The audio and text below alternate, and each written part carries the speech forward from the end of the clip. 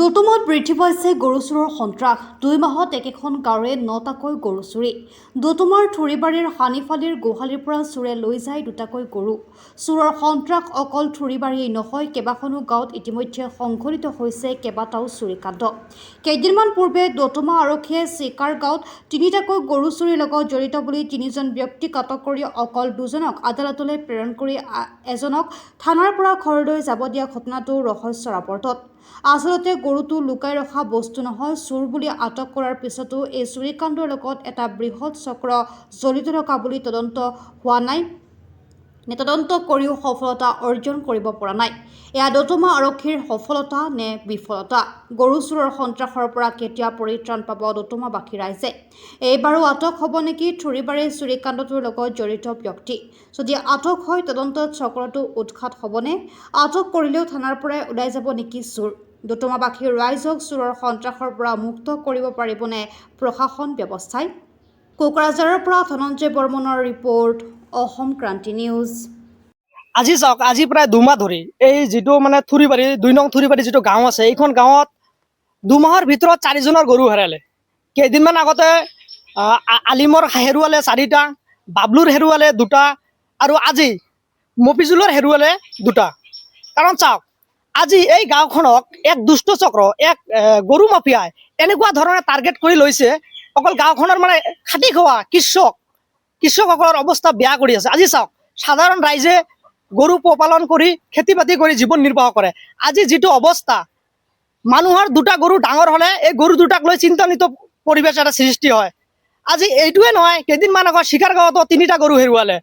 আজি দতমা অঞ্চলত কিয় এনেকুৱা চুৰিকাণ্ডৰ যে বৰ এটা যি হস্তক্ষেপ চলি আছে সাধাৰণ খাটি খোৱা ৰাইজৰ ওপৰত, ইয়াৰ ওপৰত অসম চৰকাৰ তথা BTC চৰকাৰ তথা কোকৰাঝাৰ পুলিচ, দতমা আৰক্ষীক তীক্ষ্ণ দৃষ্টি ৰাখিবলৈ মই ABMC দতমা আঞ্চলিক প্ৰেচিডেণ্ট হিচাপে দাবী উত্থাপন কৰিছো।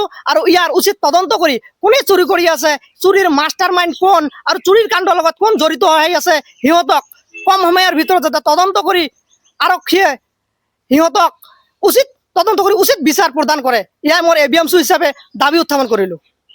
চিকাৰ গাঁৱত যিটো ঘটনা হৈছিলে গৰু চুৰি ঘটনা, তাৰ পিছদিনাই দতমা আৰক্ষী চকীৰ আৰক্ষী বিষয়া আৰক্ষীক লগত লৈ 3জনক কৰায়ত্ব কৰিছিলে আৰু 2জনক জেল হাজতলৈ পঠাইছিলে। এজনক তদন্ত কৰি দুখ পোৱা নাই কি জানি এৰি দিছে।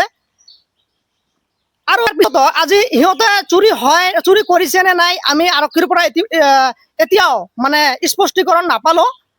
আৰু আৰক্ষীয়ে যাতে ইয়াৰ ওপৰত তীক্ষ্ণ দৃষ্টি থাকে, কাৰণ কিছুমানে কৰায়ত্ব কৰাৰ পিছতো তথাপিও যে দতমা অঞ্চলত গৰু চুৰি কাণ্ড নকমে কিয়, কাৰণ কি? আৰক্ষীয়ে পেট্ৰলিং ডিউটিটো অলপ বেছিকৈ কৰিব লাগে। কাৰণ আজি থুৰিবাৰী গাঁওখন একেবাৰে ৰাস্তাৰ কাষত, কিজানি এটা বস্তু সন্দেহ হয়, ইয়াত গাড়ী ৰখাই কিজানি গৰু চুৰিয়ে গৰুখিনিক গাড়ী গোটাই লৈ যায়, এনেকুৱা এটা থুৰিবাৰী অঞ্চল ৰাইজ তথা আমাৰো সন্দেহ হয়। মই দাবী উত্থাপন কৰিছো যাতে এই চোৰসকলক কম সময়ৰ ভিতৰতে যাতে গ্ৰেপ্তাৰ কৰি জেল হাজতলৈ পঠোৱাৰ ব্যৱস্থা কৰে। ৰাইজক এই ক্ষেত্ৰত অলপ সজাগ হ'বলৈ আহ্বান জনাইছো। ৰাইজৰ সজাগ হওক আৰু কোনে চুৰি কৰে চোৰক হাতে লতে ধৰাৰ ব্যৱস্থা কৰক। ইয়াৰ ওপৰত আইনে ব্যৱস্থা গ্ৰহণ কৰিব।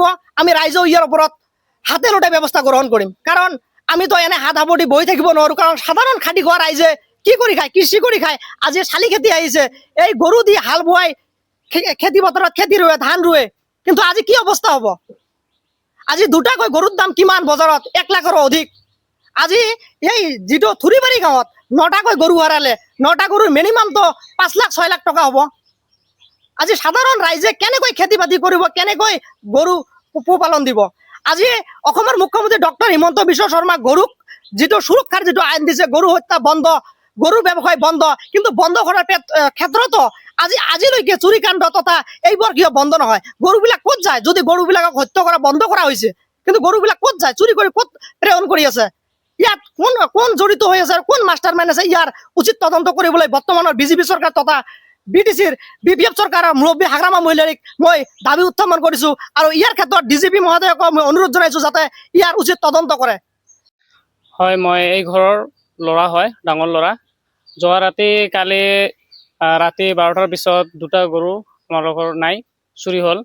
তাৰপিছত ৰাতিপুৱা উঠি কিনে গৰু ওলাবৰ কাৰণে গৈছিলে, তাত যাই পিনে দেখে দুৱৰটো নাই, 2টা গৰু ওলাই লৈছে।